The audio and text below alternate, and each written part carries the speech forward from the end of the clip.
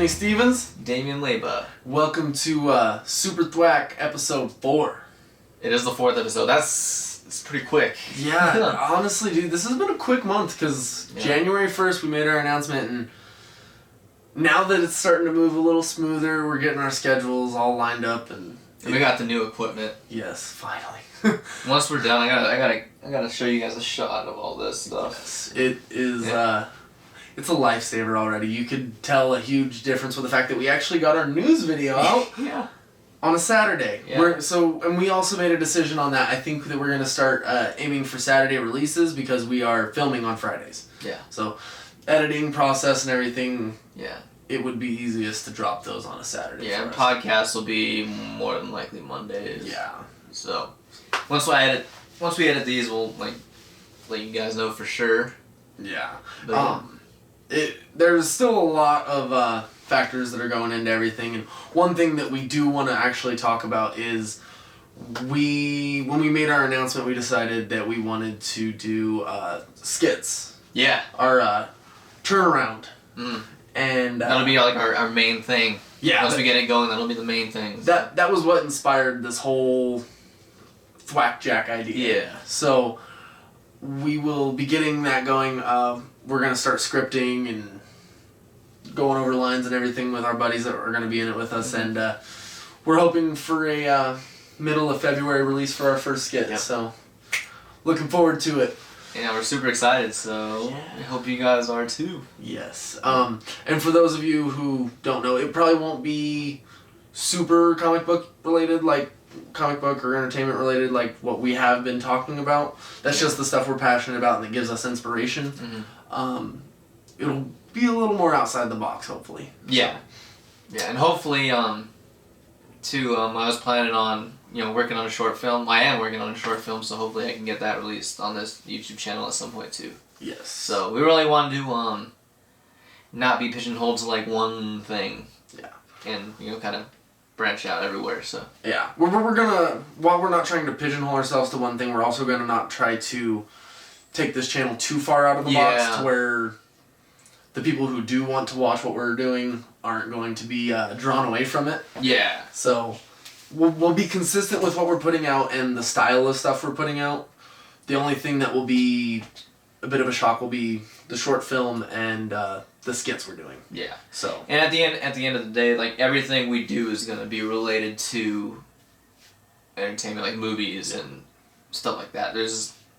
I don't know, we kind of talked about maybe doing some sports stuff, but that's not for sure yet, so. I think that would be more down the line with maybe a possible second channel. Mm-hmm. Yeah. Once this gets taken off. Mm-hmm. The way, What Culture has literally, What Culture comics, What Culture games, What Culture music now. I'm like, I can't keep up anymore. Right.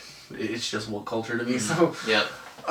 Because we want to try to make this a empire, basically. Yeah, eventually. as much as possible. Make it my full-time job. Yeah. And then if I know one thing that you're big into is your acting. Yeah. And if we're able to use this as a jumping off pad into actual acting, mm-hmm. I'd be happy with that too. Yeah. While we can still continue this. Mm-hmm. So, for sure. I'm definitely excited for the future, and every week, dude, my blood just gets going, and I'm so excited. I'm excited to sit in this room, talk about everything, and it's my little escape from the real world. So right, and it's kind of cool because basically we hung out before this. We used to work at a restaurant together. I guess a little backstory. And there was a few years there where we had no contact until one of our friends' weddings, Nate's wedding actually. Yeah, last June 15th. Yeah, June 15th, and then. Like we said in the intro video, he kind of hit me up with the idea for this channel, so I feel like everything happens for a reason, so. Yeah. No, it's definitely one of those things where it felt like almost like serendipity, all of us getting back together. Yeah. Hanging out, me, you, Justice, and Nate, and just, mm-hmm. It definitely sparked something to where it made me passionate about doing something again. Mm-hmm. So I'm definitely looking forward to this path that we're taking. Exactly. Yeah, and I actually tried to start a movie review channel a year ago, and it was awkward. And now we got this YouTube channel, so I guess I kind of redeemed myself in a way. So. And I think the other part of that is doing something by yourself is difficult. When you have other people to sit there and reaffirm you and help you out, it gives you a little more confidence to where you're not just talking straight to a camera and feeling like you're just like twiddling your thumbs. Yeah. That's exactly how I felt. Yeah. I don't think that I could do this by myself. Like, I would talk about it probably for a year and then forget about it. Yeah. So, I'm definitely happy that everything's fallen into place the way it has. Yeah, for sure. So, one day we'll get there, but for now, we'll start off with our what would you call it, like page of what we're gonna talk about today. Yeah. Starting points. Yeah. Which will go off. So the one thing we left off with the news video that I wanted to talk about. I know you said you're not huge on the Knights of the Republic game because you literally played it like 15 years after it came out the first time. Yeah, well, I've always like heard about it and heard great things about it, and I've never got to play it until last year when I got my Xbox and I downloaded it from Game Pass. Yes. And so I was like hyped to play it, and I was like, oh, okay. So graphics are a big thing because it's literally, I think it was like 2001, 2002. Something like that. The smoothness compared to something you can play now, like you go play The Witcher compared to that, the button mapping and everything is way different. Yeah. Something more modern feels way more up to date. But it just, when it was fresh, it was perfect. Yeah. The story, like, to the point where you even know Darth Revan and all that. Oh, yeah. So, it's one of my favorite parts of Star Wars. Like, I love the movies. I love all the other games. I love Force Unleashed. Force Unleashed was like a big deal when it came out. I love that game. Yeah. I love both of those games. The first one was definitely better. I love like unique stories that like they can be tied to the main storyline, but they don't necessarily have to be canon. Right. Because like after Disney bought Star Wars, I think that got shooed away. Not that it was super canonized to begin with, because there's literally an ending where you kill Darth Vader. Yeah. And an ending where you kill the Emperor in the first one, so it's like doesn't really stick. It's its own thing. Yeah. Fallen Order was fantastic. Still have yet to play it. So good. But EA finally optioned the rights to do another Knights of the Old Republic game. Does that mean remake? Does that mean completely new game or continuation from, what was it, Sith Lords, I believe was the name of the second one. Didn't have as good of a storyline, but you're literally revisiting something 15 years later. You can do so much smoother, graphically better, and with the talents you have in the world, especially people that pay attention to Star Wars, you can do a lot with that. For sure. So, I'm definitely excited for that, and hopefully we get some news on that in the next couple of years, because they literally just optioned for the rights back for that. Nice. So, we'll see where that goes. Yeah, and Darth Revan, I think people want Keanu Reeves to play that in like a movie, I think. I would be happy with... you put him in anything, and I'll watch it. So, you can make him a villain, and that would be super interesting. Yeah. It'd be way out of left field, because I think the last time, and honestly, I haven't even seen the movie, so I can't speak to it too much, but the last time I heard of him being anything close to a villain was Bram Stoker's Dracula. Okay, yeah. And even then, I can't really speak, like I said, I can't really, I've never actually seen it. Yeah. Either that or The Devil's Advocate. He That's seemed right, kind of more with Al villainous. Pacino. Yes. Yeah. I forgot about that one. If he wasn't a villain, he was definitely more of a scumbag in that movie. Yeah. It would be definitely interesting, because you haven't seen him take a turn in a role like that other than Always Be My Maybe. Yeah, he's kind of a douche. He was like a hyper-realized version of himself. There's just a douche is the best word I can say right now. Yeah. So yeah, no, I'm good with him playing Revan. Yeah. I'd also be happy with him playing like a light side Jedi too, like, or if you go with that storyline where he loses his memory and everything, I'm perfectly fine with you going wherever with that story. Oh yeah. So, I'm definitely interested to see what they do with the games, but if they can do a Knights of the Old Republic movie, I'd be happy with that. Oh yeah, for sure. Did you ever play? Do you ever play computer games much? No, not really. See, no. The only one I've ever been able to get into was the Old Republic. Okay. So you played that on the computer? I used Was to. that originally on the computer? So no, because I played Knights of the Old Republic on the Xbox. Oh. Okay. But they came out with a whole nother game that was a MMORPG kind of like World of Warcraft. Okay. Called just Star Wars: The Old Republic. Okay. And it's same time period and stuff, and like everyone knows about Darth Revan and all that, and you get to like choose Sith or Jedi and everything, and like it's pretty good storylines in that too. Didn't get the same kind of following as like a World of Warcraft. Okay. But yeah, it was still enjoyable. That's the only game I've ever put in time on a computer. Okay, nice. I lied to my mom about why I was getting a laptop. I was like, oh, it's for college. And then I dropped out. Took a year off before I actually went and did everything, and spent like 90% of my time on that computer playing Star Wars. Dang. So. But yeah, so I'm definitely excited for that. Okay. But me and you both wanted to talk a little bit more about horror movies this time. Yeah, we wanted to kind of make this a horror themed kind of episode. We'll probably do another horror themed episode in October when it fits. But there is actually a lot more horror going on right now than I expected. Yeah. And there are two movies that me and you wanted to talk about specifically before we go into depth on anything else. Before we started this, we watched the trailer for Color Out of Space. Yeah, we just watched the trailer, new Nicolas Cage movie. I'm willing to watch anything Nicolas Cage do. Not because I think everything he does is good. I'm always excited to see what parts of the movie he overacts. Yeah. Because... have you ever seen The Weatherman? No, I haven't. Okay.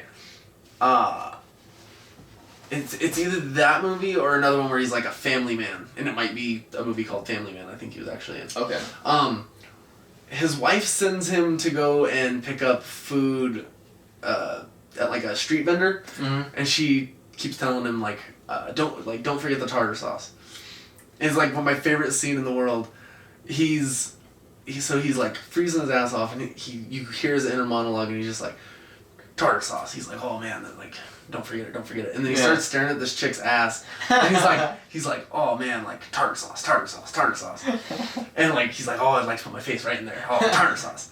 And then the next thing that happens, he goes up and he orders his food, and like while he's ordering his food, he's like, tartar sauce. He's like, is there anything else I can get you? He's like, no, have a nice day. like his overacting in scenes like that, and then I'm trying to remember the movie. It'll come to me later, but like his overacting makes movies. The second Ghost Rider movie. Yeah. Awful. I forget about that one. It was awful. His overacting in that. Usually it makes the movie more enjoyable, and I think it made it watchable. Yeah. But it wasn't an enjoyable movie. No. That was made by the guy who made Crank. Jason's Statham. Dude, I loved both of those movies. Oh yeah. So yeah, but it obviously didn't work for the Ghost Rider. Yeah. Sequel, so. I mean, have you seen the sequel to Crank? No, I've only seen the first one. High Voltage? That one's actually really good too. Okay. Like, I was worried that it wasn't going to be as good. Just as batshit crazy as the other ones. So okay. It's interesting. Nice. But Color Out of Space is a H.P. Lovecraft story. Which, for people who don't know what that is, like, if you ever seen, like, Cthulhu or stuff like that, like the tentacle-faced monster, kind of like Davy Jones from Pirates of the Caribbean, yeah. Dead Man's Chest and stuff like that. Very much in that vein visually. Super bright trailer. Almost has kind of Stephen King vibes where it's, like, very mind-trippy and, like, hearing people talk to you. Yeah, and it kind of felt like like the colors, the logos, everything else. Like it felt like in homage to like 80s horror movies in a way. Yes. Like almost like 80s like body horror movies. Yes, and the color scheme for it. Like, I don't know. Have you ever played Far Cry? Yeah. Any of those games? Yeah. Have you played the most recent one, Far Cry? I think it's New Dawn. I don't think so. I played the new one now. It looks very similar to that color scheme where like the trees are like bright pink and purplish. Okay, yeah. A lot of pink. Yeah. And purple ones. Then. Yeah, and like to the point where he even says he's like it's like pink or purple. He's like actually it's like a color I've never seen before. Like it's just super bright. Yeah. Almost off-puttingly bright considering the tone of the movie. Yeah. It's almost deceiving. Mm-hmm. So that'll be an interesting one to see where it goes because I don't know if it's a book, but I know nothing about it, and at least I don't even know like if it's gonna be like some sort of like creature or alien or something or yeah. And that's the way it seemed because that's the way a lot of the H.P. Lovecraft stuff goes. The one thing I will say that I was surprised by is the main actress in it. I can't even remember her name. I haven't seen her in years. right. And it kind of took me aback for a second because like it's been so long I don't remember her name. Yeah. You kind of forget about these people until you see them and you're like, oh. And you're like, yeah. It'll definitely be an interesting movie. The kids in the cast, they actually, the girl specifically, I can't remember her name, but she's been doing a lot of good stuff lately, and I'm interested to see how she does in that movie. Okay. So, the other one we were looking at is Candyman. Yeah, I heard about this like a year ago or so, and I completely forgot about it until like right now when we were looking stuff up. And produced by Jordan Peele, stories by Jordan Peele, and the script is by Jordan Peele. Yeah. So that gets me excited. Yeah, dude, and like I said, Jordan Peele for me right now can do no wrong. Yeah. Until he does. Until he does. But, and you said you've never seen the original. No, I never have. Okay. So, like, fun little, like, trivia thing for the first one is there's a scene where Tony Todd, who plays Candyman, has a bunch of bees coming out of his mouth. Okay. And instead of, like, CGIing them because it would have been super expensive, they actually put bees in his mouth. Ooh, dang. And they paid him $1,000 per bee sting. Wow. And I think he walked away with, like, somewhere between $20,000 and $50,000. That number could be wrong, but I know for a fact that that's the story. Yeah. And so I'm curious to see if we both are under the impression that Yahya Mateen, Abdul Mateen is the dude playing Candyman, which would excite me. Yeah, I would. I'm curious to see if they're gonna go in that same direction because the Candyman controls bees and stuff. Mm-hmm. So if they do that, I don't know if they'll give him like that same kind of contract. Right. But I'm definitely excited to see what he can do as that character and the direction they go with that movie. Yeah, for sure. So. Yeah, Jordan Peele's recent success, there's no room to really be like hesitant or cautious about it, really. Yeah, no, like I actually have been going back and watching Key and Peele. Okay. And I started noticing like his sense of like horror when they would do like a little bit more like twisted sketches. And I don't know how nobody saw this coming previously after watching those because he has one of those minds where like he just seems like he comes up with stuff like out of the top of his head. Yeah. Because I remember when Get Out first came out, like the trailer first came out, like I even laughed at the trailer because I was like, okay. And you're like, okay, Jordan Peele, like it's probably going to be something funny I walk into and the trailer is just like misleading to kind of... but no. It was legit. I love that movie. And dude, up until the moment where you find out what's going on in that movie, I completely thought it was going in another direction. I thought it was mind control. Yeah. And I won't give spoilers because I don't know who has and hasn't seen it, but wow, that took a turn. It did. Sadly, before I watched Us, that twist at the ending got spoiled for me, but it didn't make it any less enjoyable. I liked Us, but, Get Out being his first movie, Us kind of, like, disappointed me in a way. Because I was waiting for some, like, super big, like, twist. I can see that. Yeah. I think the twist they gave was good, though. I am surprised he didn't do something a little more mind-blowing, but even then I felt like it it did its job. Mm-hmm. Because you didn't really need a twist with the way the movie ended. Okay. But that little extra, like, it almost felt like you were being betrayed in the movie. Mm-hmm. So, saying as little as possible. Yeah, and like in a way, it kind of felt like an old like 80s like Steven Spielberg type horror movie. Yeah. In a way, at least to me. No, I can definitely see that. Mm-hmm. His, like, I respect Steven Spielberg, like, especially if you go back to movies like Jaws and stuff like that. His stuff doesn't seem to hit the way it used to. No, like Ready Player One. I don't know if you saw that. Because I didn't. Not that I wasn't interested. I was interested at first, but the hype for that died down for me before the movie ever came out, so I just never got to the theater. Mm-hmm. So, he used to be a lot better at marketing his movies. Yeah. Ready Player One, while it should have felt like the perfect time for that movie to come out with VR and everything being as big as it is, it felt like 20 years too late. I can see that. Just because I don't know, because it almost felt like it was hitting on the same points as like a 1984 type of inspiration, where the government controls everything sort of deal. And I could be completely off base because I haven't seen the movie, but it just didn't feel like the right time. And honestly, like, I feel if you release it in like 2 years from now in the future, it could honestly do as good as it would have 20 years ago. Okay. Just because of the theories that everyone puts out there, especially if you listen to people like Joe Rogan. Was he talking about that? Right? Oh, he talks about like entertainment, like taking over stuff like that, sort of.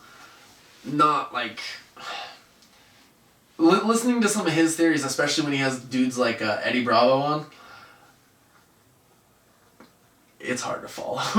It seems like somebody was smoking something a little more than marijuana that day. So, I don't know exactly where Steven Spielberg went wrong in his movie making though. Mm-hmm. It definitely makes you miss movies like E.T. Yeah, and it's got to the point where like when he releases a movie, like there's not this kind of same excitement for it as like Quentin Tarantino or Martin Scorsese. Oh yeah. You know, it's different. That's the crazy part because he was on such a high level for so long. Oh yeah. It almost feels like he was doing too many things at once to where people just got too used to him being around. Whereas the last movie I remember before The Irishman that Scorsese did was Wolf of Wall Street. Okay. Has he done anything since then? The last one? Because that was what, 2012? Yeah. So that would make it an 8-year break. It feels more like an event when guys like that do movies. I have to fact check that. Because Hateful Eight was the last one before Once Upon a Time, correct? Yes. Yeah. Okay. So, and that one was 2013, 14? 15. 15? Yeah. So, these guys spacing out their movies make them feel more like events and make you want to show up. And I think that's one of the big draw factors for those directors. Definitely. And let's see. I was going to look at his filmography because I want to fact check that. Feature narrative films. Silence. I forgot about that one. What was Andrew that? Garfield. Liam Neeson, where he's a priest and then he goes to Japan to try to convert them to Christianity. Okay. Yeah. I honestly forgot that he was involved in that at all. Yeah, that was like his passion project. Okay. And it didn't really do that. But even then, that was 4 years ago. Yeah, but... Yeah. So... Yeah, still breaks, and Steven Spielberg is kind of like... I can compare it to, like, music, right? I can compare it, Steven Spielberg to Drake in a way where Drake's constantly releasing stuff. There's no breaks in between. Mm. And Kendrick and J. Cole, like, have huge-ass breaks between albums. Yeah. No, for sure, because Damn was 18? 2018? 17. Was it 17? Damn. Damn. Not a good pun, but still. And KOD was 18. Yeah. And these guys, they, like, have those breaks, and I wouldn't say people, like, forget about them, but they can do that. They can go away and all of a sudden just drop out of nowhere, and they're going to be huge. Well, I think good evidence of that is Eminem just dropped music to be murdered by. Yeah. It seems like he's been doing a thing that's about every 2 years now. Yeah. But I think the big thing that's helping him, which you can't do with movies because it would destroy a movie, surprise release. Yeah. That has been like his biggest, because you don't give it time to be destroyed by critics, which has been his biggest downfall because PC culture says no. Yeah. Ever since Recovery, the criticism has been coming more and more, honestly. Yeah, but the weirder part is you go back to literally Slim Shady LP. Yeah. Which is multiple times platinum now. Uh-huh. And the original reviews for it were awful. Now you look at like modern reviews and people are praising it because it's like a masterclass. Yeah. Retrospect is the worst thing when it comes to art. Mm-hmm. It can add value, but it feels very matter of fact and like almost trying to go with trends. Right. When you have someone go back to something 20 years later and be like, oh, you should give it another chance. And I feel like that's how some horror movies are too, like the ones that they consider like cult classics, which is another word for saying, well, it wasn't like very commercially or critically acclaimed, but there's like bombed at the theater, but but there's a group of people who like it. But so like a lot of Rob Zombie movies are considered cult classics, like Devil's Rejects, the Halloween remake. I feel that too. I was gonna say that series was probably one of my favorite horror movies. Franchises, the Devil's Rejects and House of a Thousand Corpses, but that most recent one... Three from Hell. It was super cartoony. It was, and it didn't fit the way the other two did. It didn't hit right, man. Like, because House of a Thousand Corpses in a way is like cartoony and kind of out there, but then Devil's Rejects is like super eerie and dirty and like it feels real. It feels metal. It feels like... It does feel very dirty. Yeah. I think another one of the things that hurt it is you're missing Tiny. Yeah. Because the actor died in real life. Yeah. And then you were only able to use Captain Spaulding for a short period of time because he was on his last leg. Yeah. And it's because he was on his last leg and he died before the movie actually released. Sid Haig. Mm-hmm. Yeah, and it's just like it... Because when I watch Devil's Rejects, even now, like I get like an uneasy feeling at some certain points in the movie, and Three from Hell, I was just like... Yeah. It was like, okay. The only thing that I wish they would have done something with in Devil's Rejects is after House of a Thousand Corpses, I don't remember seeing Dr. Satan ever again. No, he's not. I'm like, really? Yeah, he was like a cool character. Right? Like, he looked menacing. Yeah. Like, a lot of characters disappear from all of those movies each time, and then you have random ones pop up where you're like, where did you come from? Yeah. The other dude with the beard at the beginning of Devil's Rejects did not connect with me at all. I don't remember where he was. The dad or grandpa or whatever disappeared from House of a Thousand Corpses. Yeah.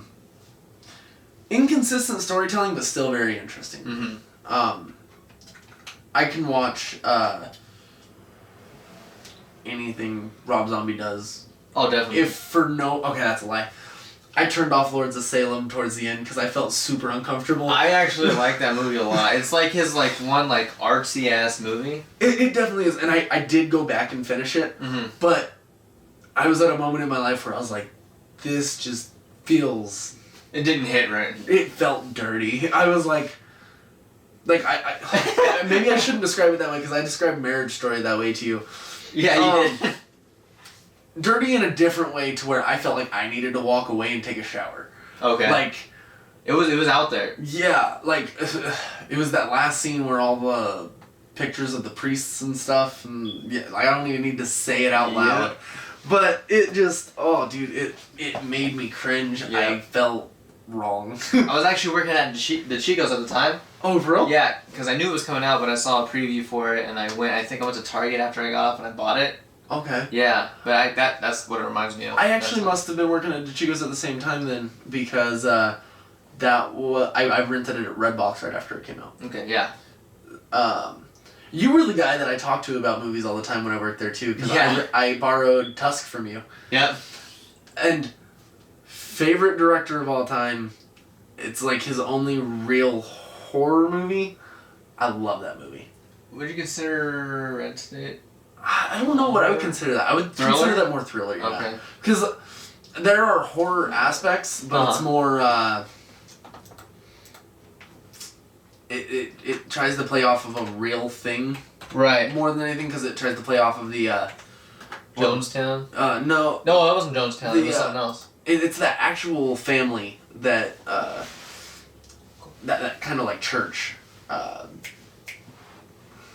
It's literally like a cult. Okay, yeah. I can't think of it off the top of my head. It'll come to me and I'll shout it out later. I think it's called the Testament, I think is what I'm thinking of. It's kind of based off the Jonestown thing.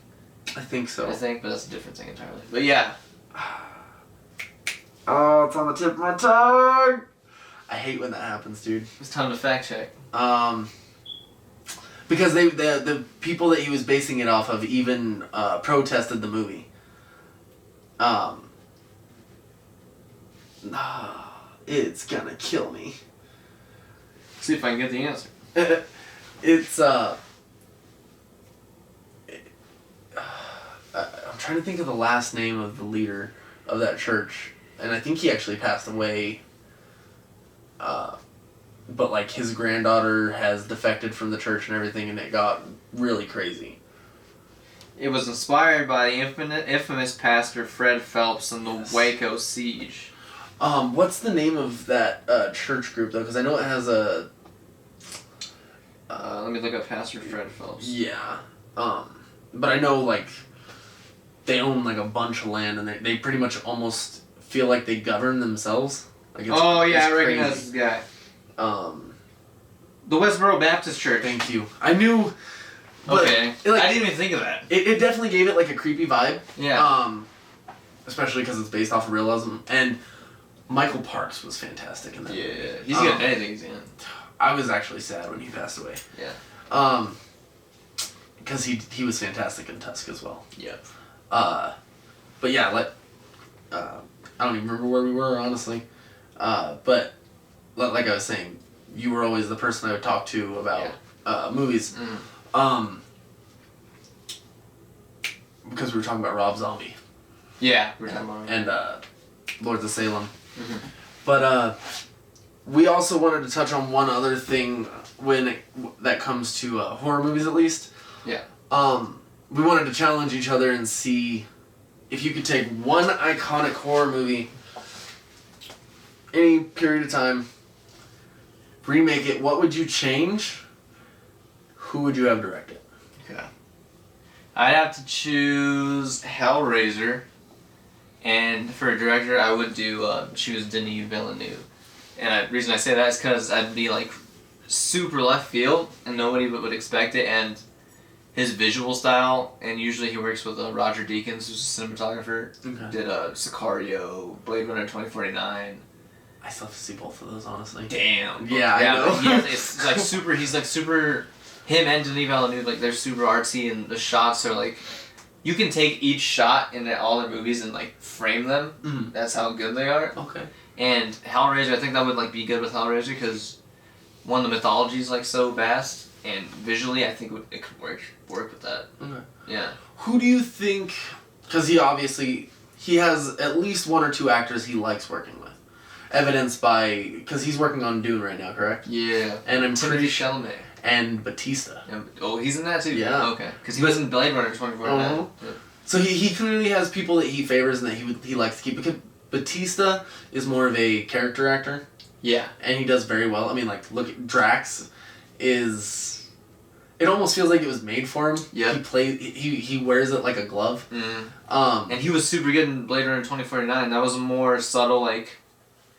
Not an out there performance. It was like pretty contained, and he was good in it. So. Well, and it's crazy because Denis Villeneuve switched that role for him a little bit, and they had to so Batista's already like 50-something years old. Yeah.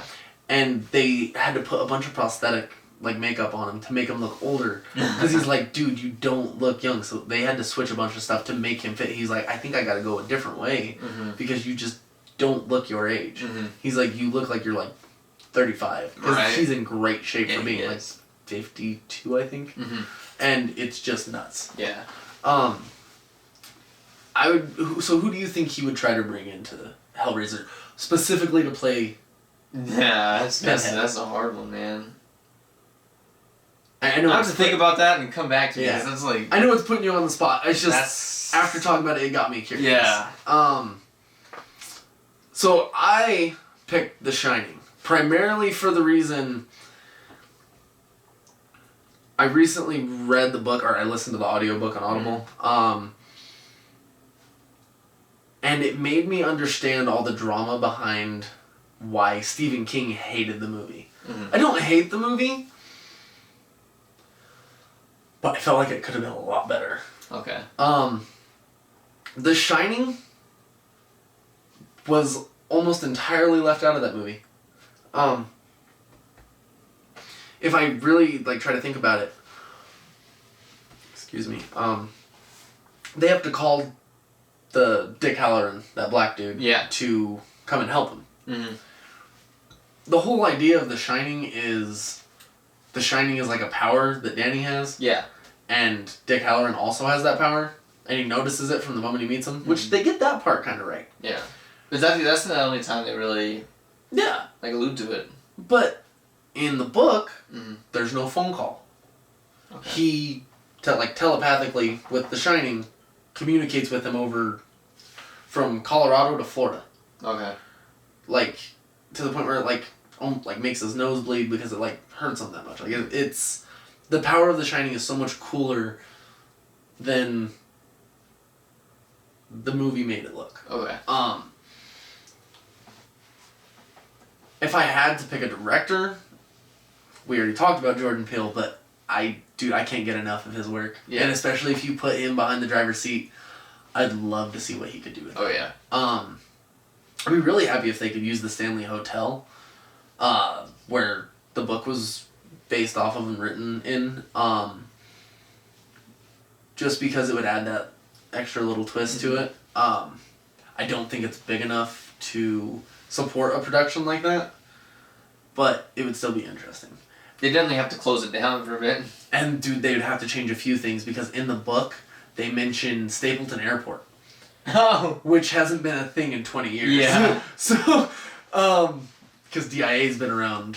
94. DIA is the actually most recently built airport in the United States. Yeah, I think it was built in 94 or 95. Yes, it was 94 because it was the year we were born. Nice. But it's crazy how dated it is. Right. And the fact that The Shining, I think, only works in that time period. Because you have the racial factor of Dick Halloran being African American and the way the hotel actually treats him. Mm-hmm. I mean, that could kind of evolve with the fact that it could be just an old hotel. Yeah. And the people and the spirits that are stuck in it are stuck in that mindset. But I think if you... I think they did the movie recently, Dr. Sleep. Yeah. A little too recently. I would have rather seen a remake of The Shining and then Dr. Sleep. And Dr. Sleep, did you see Dr. Sleep? Not yet. Okay, I haven't either. Because what I'm getting out of it is that it kind of had a hard task in a way. Because in one way you have to be faithful to the Dr. Sleep book and be faithful to being a sequel to the Shining book.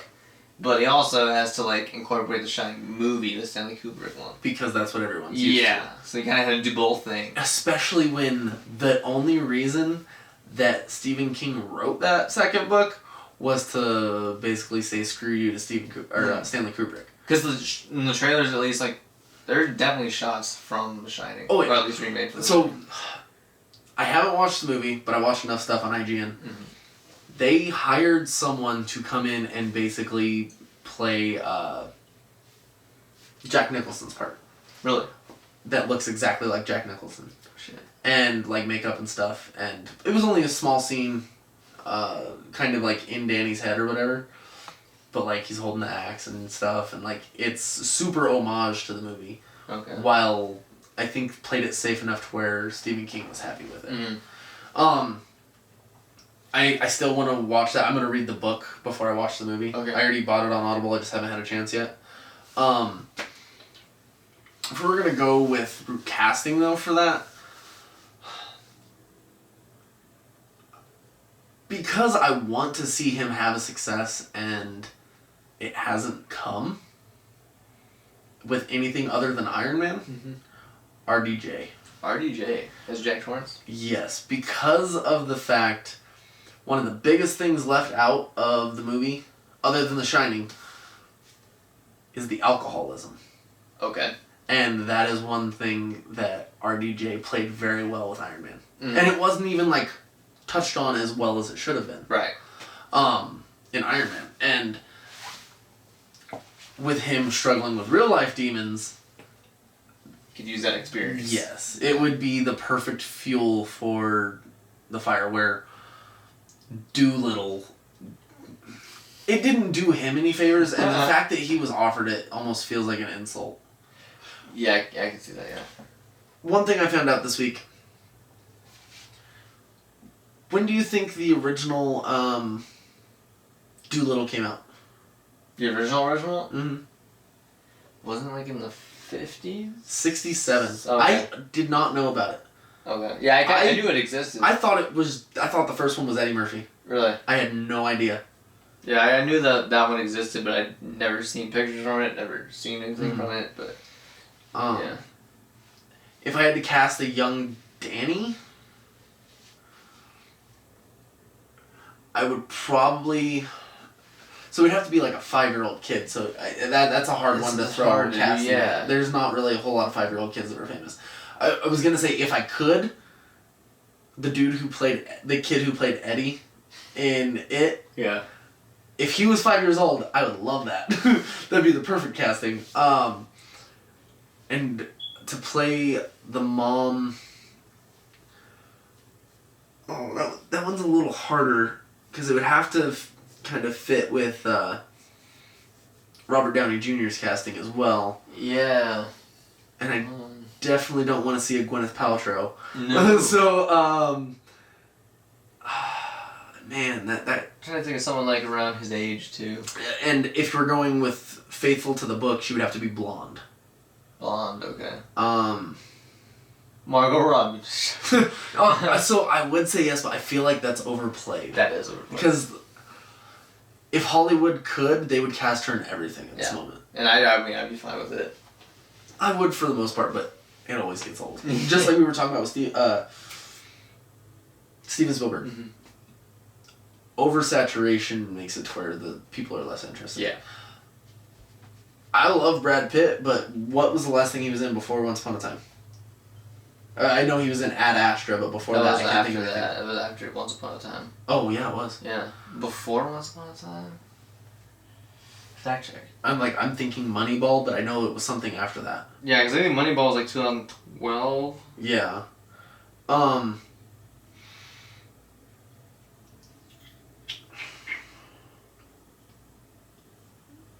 But I'm trying to think of still who, like, could play that role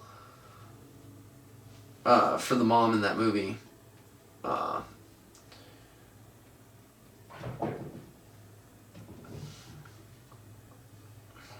Let's see. The Before. Once Upon a Time. He's been in 81 movies. And just as a side note, because I know there was a lot of silence here for a moment, this is why we need Nate.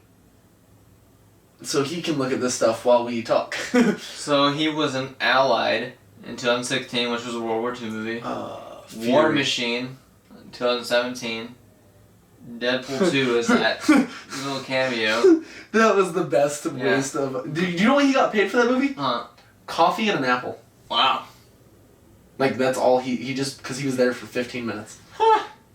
And that's literally, that's all. That was, like, before. When did Fury come out? Because that's the last thing I remember. 14? Yeah, 14. Oh, wow, dude. I didn't realize it was that long. Yeah, so...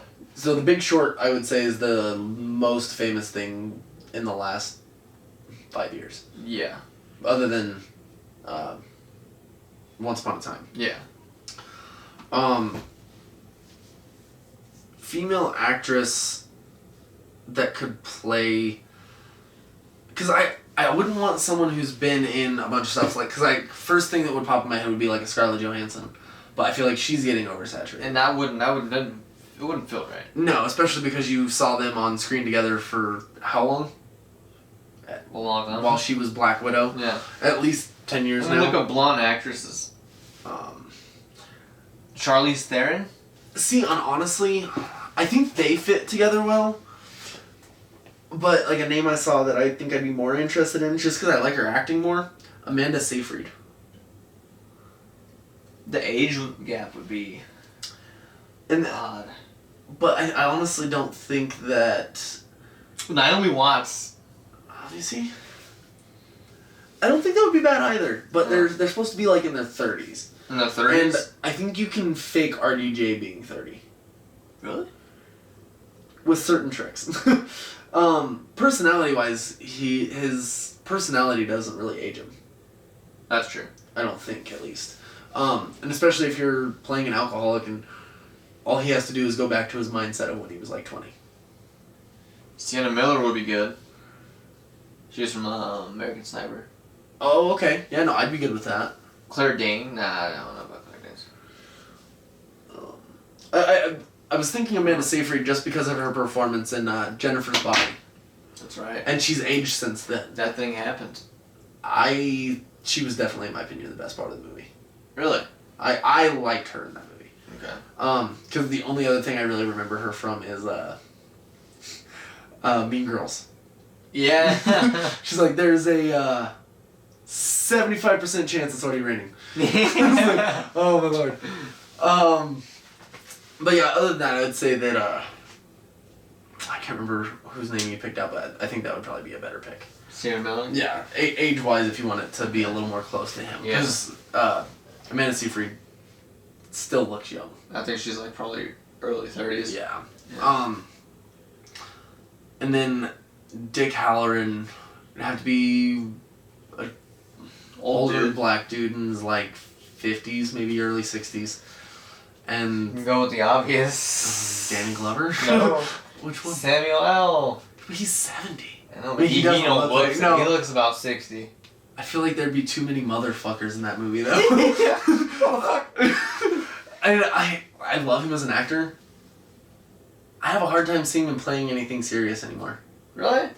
Like, the last thing that he really played serious, like, he even put too much smiles on it for me, was Hateful Eight.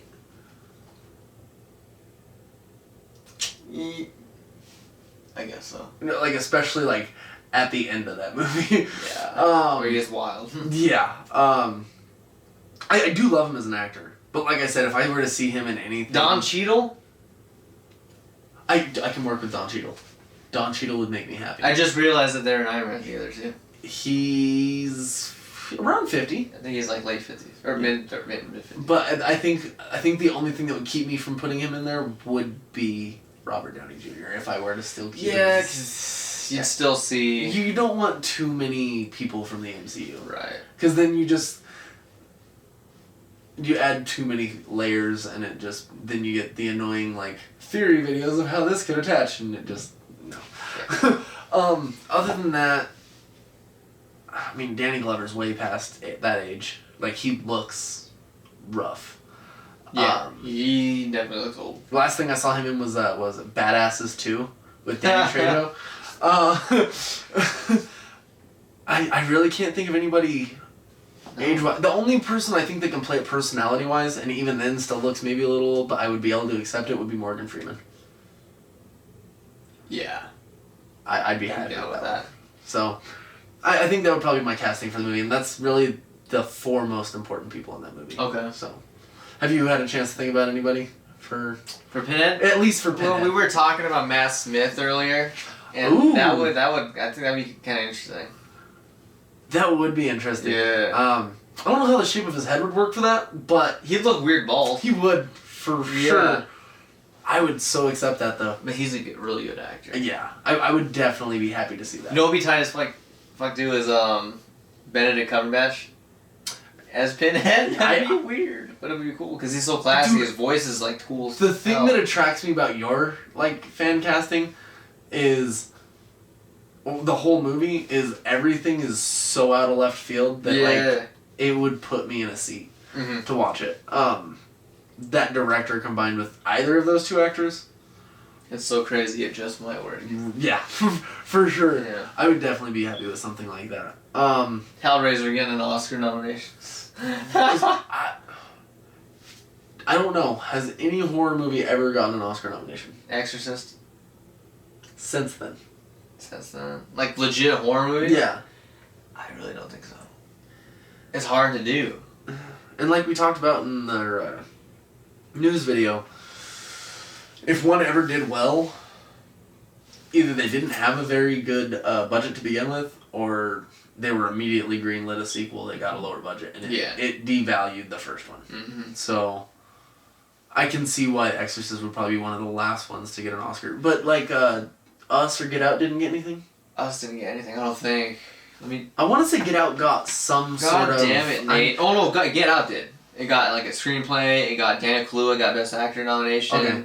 Jordan Peele got, I think it was a Best Picture nomination too. Okay, so then we can at least count that. So Get Out. Okay. I really want to see, I think it's possible, a lot of people think it's not, to make a slasher movie, but make it into an Oscar movie. That'd be hard to do, but I think you can do it. Okay, so if you were to do that, a completely original, like you don't have to come up with a, you don't have to come up with a premise or anything, just the idea of a slasher movie. What director and actor, main villain actor, do you think could win that? Or at least get nominated? Woody Harrelson. He's a really good bad guy. Like, you hate him when he's a bad guy. Did you know his dad was actually a hitman? No shit. Yeah. Like, wow. Worked for the mob and stuff, so... Dang. That is 90% of where that probably comes from. Okay. Yeah, because, like I said, when you've seen him as a bad guy, it's like, you hate him when he's a bad guy. What was it, Natural Born Killers? Natural Born Killers, Out of the Furnace, I don't know if you've seen that one. Dude, I love that movie. I spaced that out for a long time, because Willem Dafoe's in it too, isn't he? Is he? I think in a little part. Okay. If not, I know that Casey Affleck's in it. Casey Affleck and Christian Bale. Yeah. Yeah, but Woody Harrelson is the bad guy. Because I'm pretty sure Willem Dafoe's the one that drives Casey Affleck to all the fights. Okay. Oh, yeah! Okay. I'm trying to make sure I wasn't off on that. But, I could see him doing see either him, or I'd even take Leo. Ooh. As a legit, killer. I would love to see his... I feel like he's more of a Hannibal Lecter type. Yeah, because he was actually supposed to... They were looking at him to be in American Psycho. Rather than Christian Bale at the time, but they thought he looked... Titanic was going to come out, he looked too... Baby-faced and... all that stuff. Yeah. I can see that. I would love to see him. That's the one thing I don't think type of movie he's been in, and I can't remember anything that he's really been like the villain. Oh, actually, no, I can't say that. Django Unchained. Django Unchained, he was really good. Yeah, he was fantastic. Yeah. Seeing him as more of like a straight out and out villain, like don't get me wrong, that was a dickhead role for him, but just pure modern murder day and carnage. Murder. Yeah. Like honestly, it doesn't even need to be modern day for me. Like anything you can consider slasher genre that you can put a great director and a great actor in to just try to sweep for Oscars. Mm-hmm. I think Leo would be a good pick, but if I had to come up with my own, would American Psycho have gotten one? Oh, they didn't. No? No, thanks. If I had to go with my own, I would like to see... I'm honestly probably just going to pick Batista. Okay. His size, along with his character acting, I think he could do very well. Okay. I think I would probably separate him from Denny and put him with...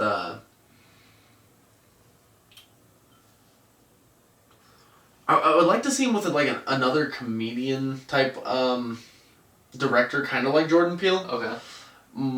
Almost sort of in the vein of John Krasinski, what he did with The Quiet Place. Okay. Maybe not him specifically, just because I don't feel like he has the background to do something that crazy. Mm-hmm. Even though Quiet Place was nuts. Yeah. But I can't think of anybody who's done the same thing as him and Jordan Peele lately. I don't think there is.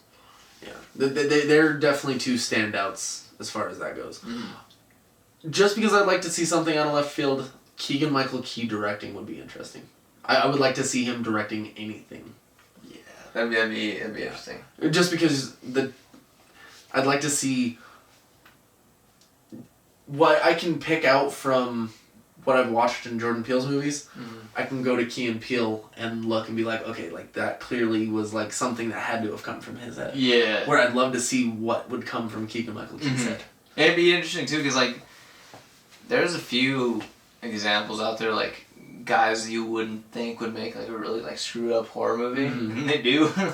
Comedians seem to have like, because you have to develop that like kind of twisted sense of humor. Yeah. It works so well because of that's why I have faith in the upcoming Saw movie. Chris Rock. Yes. Chris Rock and Samuel L. Jackson, I think. That's weird. I never like put their names in with Saw. And what I heard was Samuel L. Jackson is going to be playing Chris Rock's dad in the movie. Yeah. Which, if nothing else, will be interesting. Yeah, and actually Chris Rock is, I don't know if you watched Fargo.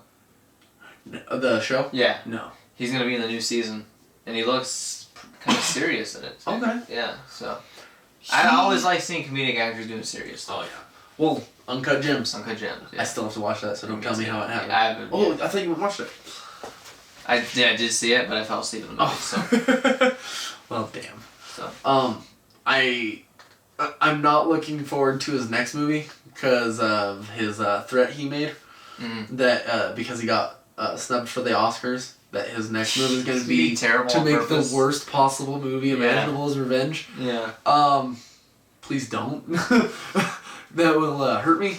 As long as I don't think anything can be as bad as Ridiculous 6 though. So that was awful. Pretty much almost any of his Netflix movies, honestly. The Cobbler was before the Netflix stuff, right? I enjoyed that one. I think so. It was probably right before. Because you had the Meyerowitz stories on there. I haven't seen that one. You had the one with him and Chris Rock where they're the dads. I can't remember what that one's called. I never saw that one. There was another one. The Sandy Wexler. Yeah. I wasn't too big on that one. It was definitely better than Ridiculous 6. Murder Mystery. I haven't seen that one yet. Is that any I good? started watching it, but I fell asleep. Okay. I've been meaning to watch that one too, but I think I was more off-put because of the fact that it was another Netflix one. Yeah. Just like, I wonder why he keeps doing that shit, though. because he got a huge contract. Like, he got like I believe it was a six picture contract for like, I want to say somewhere in the realm of $100 million, maybe more. Wow. And I will make anything you want if I never have to work again at that point. So I understand why he did it. Yeah. But if he could give me another comedy in the vein of Big Daddy or Billy Madison. His old ones. Yes. Yeah. And honestly, he doesn't even need to be the main actor in that. Give him a movie like that to direct. Yeah. Dude. That'd be. He knows where to go. Mm-hmm. And you just have to look at movies like Uncut Gems to understand that he has the mind for it. Oh, yeah. So it's just a matter of giving him the tools to use. But yeah, no, I can't think of a perfect director for something like that. But I would, like I said, I would like to see Keegan-Michael Key step out of the shadow and take a swing at something like that. Okay, for sure. Who would you pick for a director for the Oscar bait slasher movie? The slasher movie? Director. I really want to go like Oscar. Typical Oscar director. I mean, has Scorsese ever made a horror slasher movie? No. That would be interesting. Although his next movie is supposed to be, it's going to be Robert De Niro and Leo. Okay. And Robert De Niro is going to be like a serial killer or some shit. Okay. It's based on a true story. I don't know if it's going to be like a horror movie per se, but yeah. I'm all about based on true story, especially serial killer stuff. Yeah. Have you ever heard of Sword and Scale? It's a podcast. Fucked up. Really? The 4th episode is about Jessica Ridgway. Do you remember all that? Which one was that? That sounds familiar. That was the 12-year-old girl in Arvada. Oh yeah. Yeah. that, like, it's stories like that, and then beyond. Like, it is hard to listen to. I remember coming home from work, because, like, that's how I would get through the day, was just, like, listening to whatever while I'm driving a truck. And I would come home and just hug my son, because I was like, I felt like contaminated. I needed to like hug him to be like, it's okay. Yeah. What was it called again, the podcast? Sword and Scale. Sword and Scale. I put myself through, at this point, I think 160 something episodes, and each one is more than an hour. Wow. So my brain hurt. I was not feeling good for it. And it's all true crime stuff? Yeah, all true crime. True crime stories. Like I'll tell you about some of them later, like the Natalie Bollinger one. If there's one to listen to, it's fairly recent. That's the one to start with, because that was also out here in Colorado off of Riverdale Road. So I shouldn't like listen to those as I'm trying to go to bed? I mean, you can, but it will give you some dreams. I'll tell you that much. Like, yeah. And I don't know, like I can't like watch like conspiracy video theories or stuff like that when I'm trying to go to bed, because I feel like I'm being watched. I would say listen to one of the shorter ones that's not a two-parter, if you want to do that, because the Natalie Bollinger and the Jessica Ridgway are both two-parters. Okay. And Natalie Bollinger one has like a huge twist where I did not see it coming. And like around the time it came out, I listened to it probably about 3 months after it came out, which was only about a month after the murder situation. So it stuff like that is definitely interesting, but yeah, it's not something like the two-part episodes are not for bedtime. Okay. That's for like long car rides. Yeah. So during the day. Yeah, when you know how to worry about nothing behind you, stuff like that. See, I would listen to podcasts and stuff like that when I first got to American Furniture, when I washed trucks. Mm-hmm. Just by yourself all day, and I listen to podcasts. So that's when I would have listened to that stuff. Yeah. So. Whenever I'm alone in the truck at work, I will listen to podcasts and like news videos and stuff like that all day. So, but I don't know, how much time have we put in so far? We have to be at least at an hour. I would assume so, or just under. Yeah. So I think we can wrap it up for now. Cool. We'll be doing this again next Sunday, and just keep up with us. Follow us on. I almost said MySpace. Facebook, Twitter, Instagram, all that good stuff. Yeah. Subscribe to our YouTube channel.